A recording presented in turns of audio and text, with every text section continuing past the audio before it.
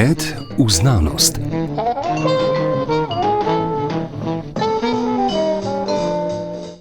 Lepo pozdravljanje. Zora Torkar, direktorica Medobčinskega muzeja Kamnik, Janja Železnikar, kustosinja Medobčinskega muzeja Kamnik in kustosinja Ana Porok iz Plečnikove hiše, del MGML, torej Muzej in galerije mesta Ljubljane. Tukaj smo, da izpostavimo vlogo že 20 let pokojnega Vlasta Kopača, ustvarjalca prostora, varuha dediščine in spomina. Vlasto Kopač je bil človek, ki je oblikoval svet okrog sebe od konca 30 let, ko je bil Plečnikov učenec in je bil vodja izvedbe prenove Žal. Pobuda za to, da ste letos pripravili ogromno dogodkov in prireditev v spomin in njemu v poklon, je seveda ta omenjena 20-letnica smrti, ne? Pred leti je bila pa tukaj že v Plečnikovi hiši razstava Ana Porok o njemu kot velikem humanistu. Zdaj gre za to, Janja Železnikar, kustosinja, da se vprašamo, kaj Vlasto Kopač ni bil, ne kaj je bil, ne? Ker je bil toliko stvari, od arhitekta, konzervatorja in tako naprej. Pa mogoče najprej o tej pobudi, ki je prišla pravzaprav iz Ljubljane, iz muzejev, galerij in iz Medobčinskega muzeja Kamnik. Mogoče vi, Zora Torkar, direktorica. Ja, ideja o Kopačevem letu, to imenujemo torej te prireditve kot delovni naslov Kopačevo leto, je nekako vznikla v letu 2023, ko je tudi Ana Porok delala to razstavo v Plečnikovi hiši in pa tudi naša kustosinja Janja Železnikar je pripravljala film o življenju in delu Vlasta Kopača ob njegovi 110-letnici rojstva, torej 2024. leta. In seveda za pripravo scenarija je zbrala in pregledala izjemno veliko gradiva, Kopačevega gradiva, ki ga hranijo različne muzejske inštitucije, kot tudi Zavod za spomeniško varstvo, in pa seveda ogledala si je tudi audiovizualni arhiv RTV-ja in pa obiskala je tudi Mojco Kopač, ki je tudi še hranila preostali njegovo hči, ne? To je Mojca Kopač, je bila njegova hči, ki je dejansko celo življenje skrbela, zelo vestno skrbela za očetovo zapuščino, tudi ga promovirala, pisala članke, sodelovala z njim, tako da je bila to res odlična skrbnica njegove dediščine. No in na osnovi tega je potem Janja Železnikar skupaj z režiserko Andrejo Humar Gruden dokončala film, ki je bil premierno torej prikazan 2023. leta, ampak žal takrat Mojca Kopač je umrla, ni dočakala torej te premiere. In k sreči je njena naslednica oziroma skrbnica te dediščine, Katja Šturm, tudi omogočila, da smo vsi lahko dobili vpogled v to zapuščino domačo in da se je film dokončal. Obenem je pa ob tistem trenutku tudi prišlo do pobude oziroma želje, da se povežemo vse inštitucije, ki hranimo Kopačevo gradivo, da se to izberemo in da skupaj naredimo nek tok dogodkov oziroma neke projekte, kot so recimo publikacija, razstave, kakšni drugi javni dogodki, preko katerega bi torej ljudje spoznali Vlasta Kopača. In to smo nekako predvidevali v letu 2026, ko naj bi bila 20-letnica smrti. Prej sem nakazal to, Janja Železnikar, kar ste na predstavitvi vi izpostavili. Torej, vprašati se treba, kaj Vlasto Kopač ni bil, ne samo kaj bil. Med drugim je bil seveda človek, ki je zasnoval pot okoli žice, okrog okupirane Ljubljane, tam okrog leta 60. Potem je že pred vojno, kot rečeno, bil vodja izvedbe gradnje Plečnikovih žal. Tega je veliko. Kako bi glede na vpliv v samem prostoru, v katerem živimo že desetletja, Vlasto Kopač vplival na ta prostor? Ja, njegov vpliv je trajnosten, je trajen in je bil pač v preteklosti za prihodnost. Vse spomenike, ki ste jih zdaj naštel, so v bistvu spomeniki, ki jih še danes uporabljamo, so spomeniki, ki bi mogli biti razglašeni, recimo, če govorimo o poti spominov, sigurno za spomenik nacionalnega pomena, najmanj lokalnega, to je turistična pot, to je danes rekreacijska os Ljubljane, to je obroč, na katerem se dogaja vsaj ob dnevu zmage ogromno dejavnosti in tudi dnevno ljudje to pot uporabljajo, ne samo kot pomnik nekega časa, ampak v bistvu kot neko drugo funkcijo. Na nek način je Velika planina tudi en takih spomenikov, ki je on vdahnil. Marjeta Keršič Svetelj je rekla, da je izumil v bistvu unikatno zvrst turizma, ker je pač naselil ljudi v male koče, ne hotelski turizem, tak, kot ga pozna Avstrija, Švica, Francija, ampak ta recimo butični, unikatni, ona pravi, da je to njegova invencija, da ni italijanska, tako kot trdijo. Skratka, cel kup projektov je Vlasto Kopač nastavil, ki imajo danes, bi rekli, ekološko, trajnostno noto in imajo vrednost za prihodnost. Mogoče nam tudi dajo razmislek o našem načinu življenja danes, lahko bi se vrnili tudi s kakšnimi, recimo danes so 5-zvezdični turistični produkti moda, mogoče je to 5-zvezdično, da si pač na Veliki planini v koči brez elektrike, brez vode, da lahko vidiš, da se da preživeti. Skratka, nastavil je tudi urbanistične zasnove mest, prenovil spomenike, ki še danes stojijo, ali pa jih je začel, pa so se mogoče danes končale, tako kot je recimo grad Turjak, recimo. Skratka, kup stvari je, tako bi rekel, ne vem, vizionarsko začel, ali pa je bil tudi pionir na nekih področjih, da v resnici ne najdemo polja delovanja, na katerem on ni bil prisoten. Bil je tudi publicist, avtor besedil, risar, grafik, oblikovalec. Skratka, pri njemu se hitro ujamemo v zanko naštevanja vseh stvari, ki jih je počel, pa dejansko so pustile, še danes živijo in so premalo znane. Mogoče so preveč samoumevne. Ana Porok, tukaj v Plečnikovi hiši v ljubljanskem Trnovem ste ob stoletnici njegovega rojstva 3 leta nazaj, leta 2023, on je bil rojen v istem letu kot Boris Pahor, sicer priredili to razstavo, ki ste jo poimenovali On kot ustvarjalni humanist. Kaj vas je spodbodlo, da je človek, ki je bil arhitekt, oblikovalec, nekaj smo že nakazali, kaj je bil, to razstavo tako poimenovali? Ja, ravno ta mogoče skupni imenovalec, o katerem sta že govorili moji predhodnici, kako povezati vsaj na arhitekturnem področju. Mi smo se tukaj skoncentrirali predvsem na Kopačevo delo kot arhitekta, pa tudi seveda konzervatorja, delno tudi kot oblikovalca, pa seveda zaščitnika naše kulturne dediščine, tudi Plečnikove dediščine, z prenovami tržnice in žal. Vemo, da je bil tukaj pomemben njegov prispevek, saj je ravno še kot študent z Plečnikom sodeloval kot risar, pa tudi v bistvu nadzornik njegovih del, predvsem na žal. Zato sem rekel vodja izvedbe. Tako. Ja, ta neutrudni, kaj bi rekel, Vlastov optimizem vira v življenje, to v bistvu humanistično noto, tudi humanistično merilo v njegovi arhitekturi, ki je nekako dediščina tudi profesorja Plečnika, ne v izvoru, v antiki. Moramo povedati, da ja, mi smo se skoncentrirali predvsem na arhitekturni del, na gradivo, ki ga je že sam gospod Vlasto Kopač leta 1999 podaril tedaj muzeju.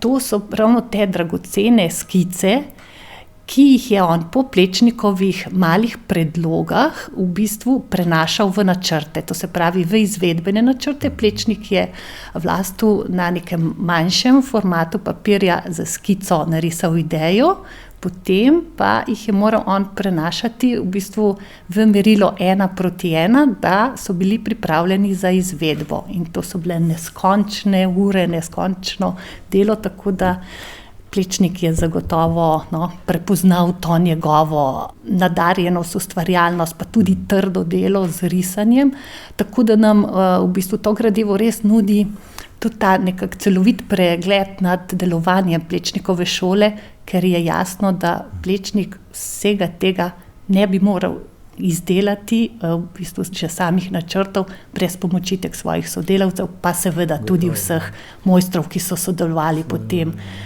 pri izvedbi. Tako da zdaj pa še s tem dodatnim gradivom moramo povedati, da mi smo bili takrat tudi v tesnem kontaktu z hčerko, gospo Mojco Kopač, ki pa je ravno v pripravah na to razstavo preminula in smo res zelo hvaležni sedanji skrbnici Kati Šturm, ki nadaljuje v bistvu z vsemi muzeji to predajo dokumentacije in gradiva zapuščine, tako da za sam arhitekturni del se v bistvu tudi deli med nami, ki skrbimo primarno za Plečnikovo dediščino in projekte povezane z samim Plečnikovim delom, in muzejem za arhitekturo in oblikovanje, kot je bila želja že samega Vlasta Kopača, da v muzeju hranijo pa v bistvu njegov samostojni ta ustvarjalni arhitekturni opus.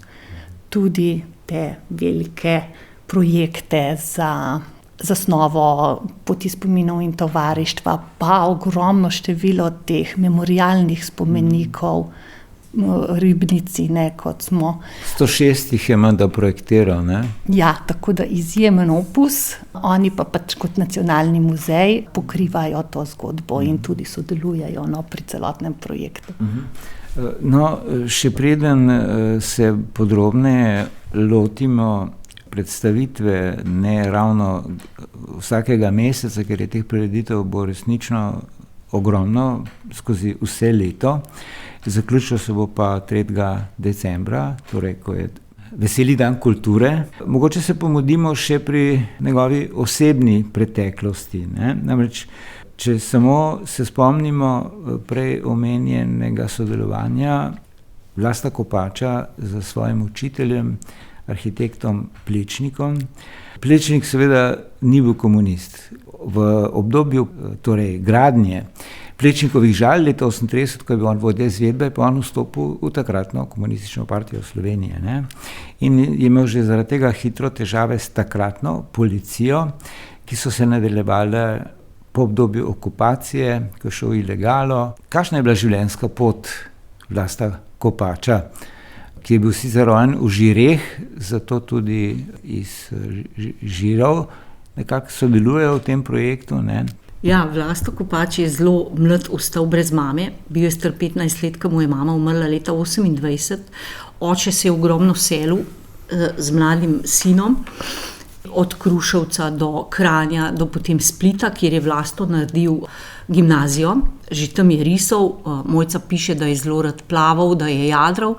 Skratka, imel je gimnazijske prijatelje iz splitske gimnazije, to je bila takratna realka. In od očeta, akademskega slikarja Franja Kopača, se je v bistvu učil risati. Oče je tudi pričakoval, da bo šel na likovno akademijo, ampak se je Vlasto odločil za arhitekturo. In je na vsak način želel priti v Ljubljano in to k profesor Plečniku in postati njegov študent. Zamudil je vpisni moment in je potem prišel v Plečnikovo risalnico, ki je bila na današnji fakulteti za farmacijo. In je prosil profesorja, če bi lahko dobil mesto. Je rekel, ja, ni več prostora. Je rekel Kopač, da je tam pod enim oknom, da bi dal 2 koze pa en ploh čez, da bi tam si postavil svojo delovno mizo. In je rekel Plečnik, da bo vprašal Ano, po eni izvedenki, po enem intervjuju Micko, čistilko, ki je stresala krpo prahu čez okno, če bo ona lahko odpirala okno. No in tako je on prišel k Plečniku.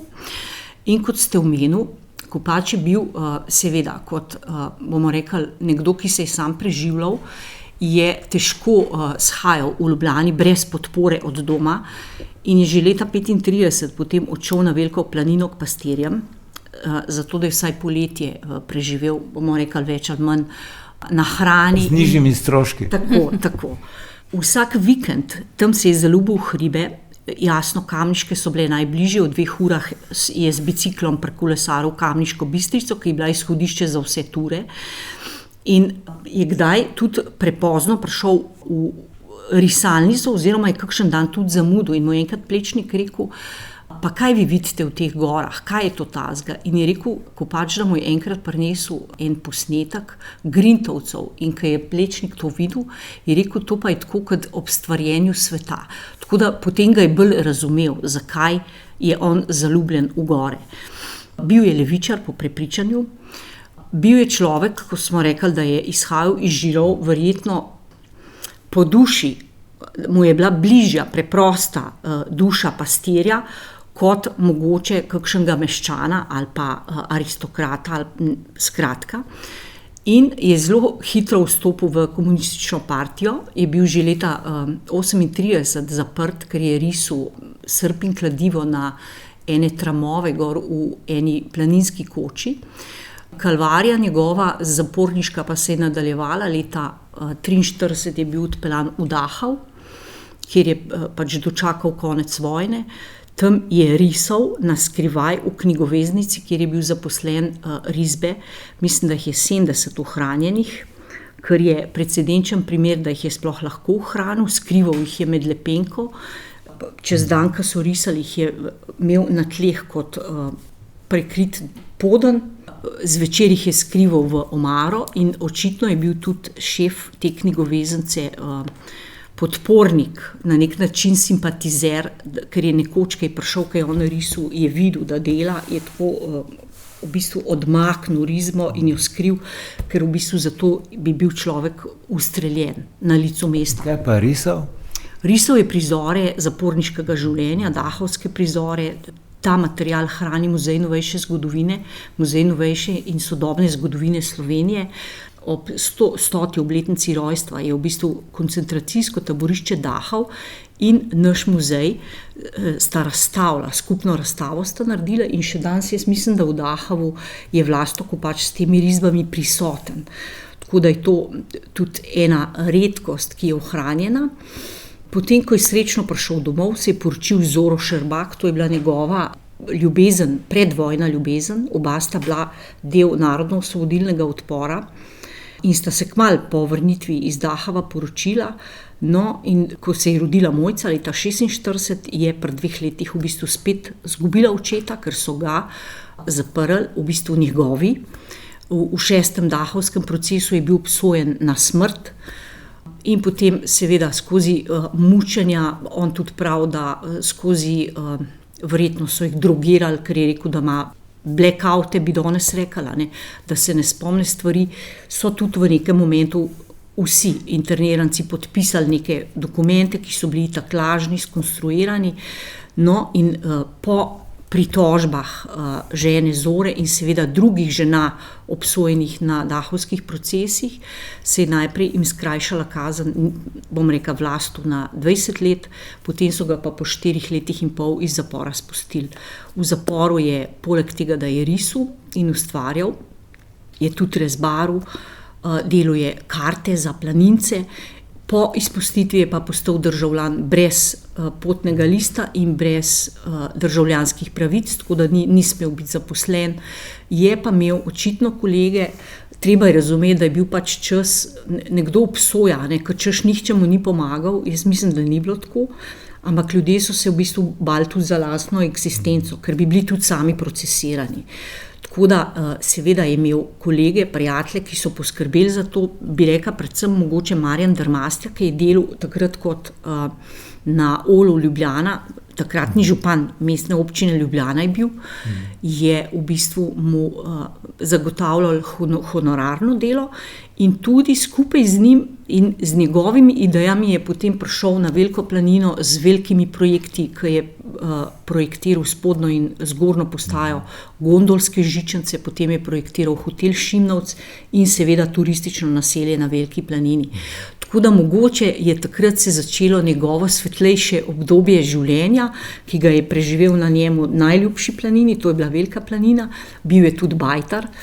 Če je leta 1935 bival pri pastirjih, je potem koncem 50 let v bistvu bil najemnik, bajtar pastirskih koč na Gojški planini in si v 60 letih na turističnem delu zgradil tudi svojo kočo, to je Rušovka, ki jo je leta 1994 potem prodal. Tako da ustvarjal je celotno svoje življenje, v bistvu je delal v službi od leta 1962 do 1969, je bil uradno zaposlen na Medobčinskem zavodu za spomeniško varstvo, od 1963 do 1969 je bil njegov vodja oziroma direktor. Potem pa je do sredine 80 let ostal zunanji sodelavec Zavoda za spomeniško varstvo Kranj in bdel seveda za Veliko planino in tudi za druge projekte. Delal pa je, kot sem rekla, do smrti praktično, se je leta 2006, po njegovi smrti posthumno izšla knjiga Ivri z Grintovcev, ki se je pripravljala skupaj z njegovim hribovskim kolegom, zdravnikom Francetom Malešičem.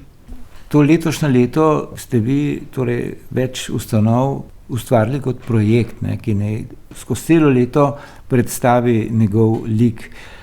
Direktorica muzeja Kamnik Zora Torkar, preveč je dogodkov, razstav, predavanj, projekcij, simpozijev oziroma simpozija, ki bo v drugi polovici leta, ampak mogoče na kratko pa izpostavite tiste, ki se vam zdijo najbolj za izpostaviti v tem letošnjem letu spomina na Vlasta Kopača.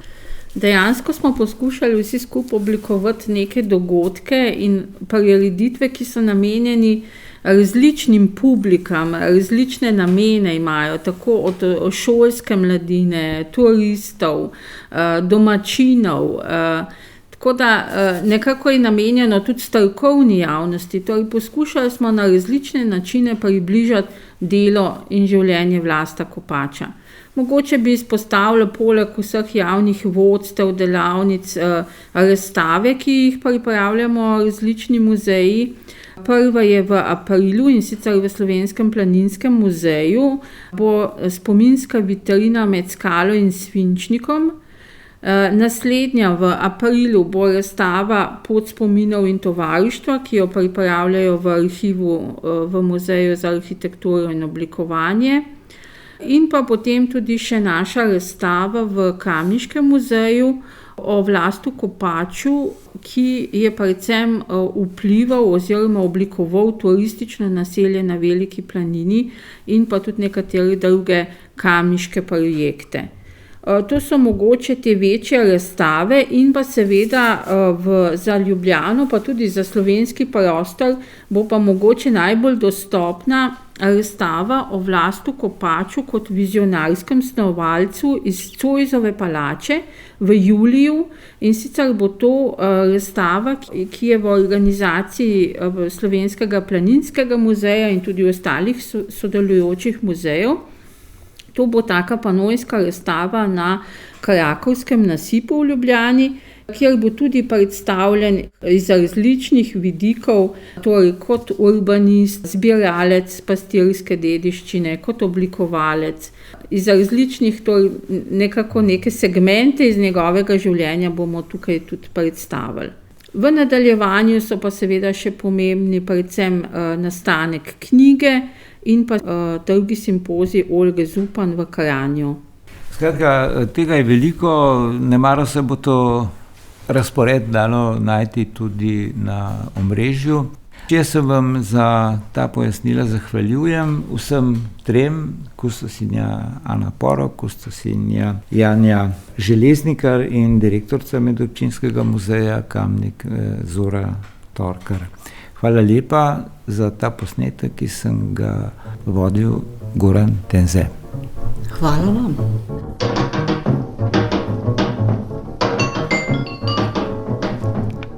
Pogled v znanost.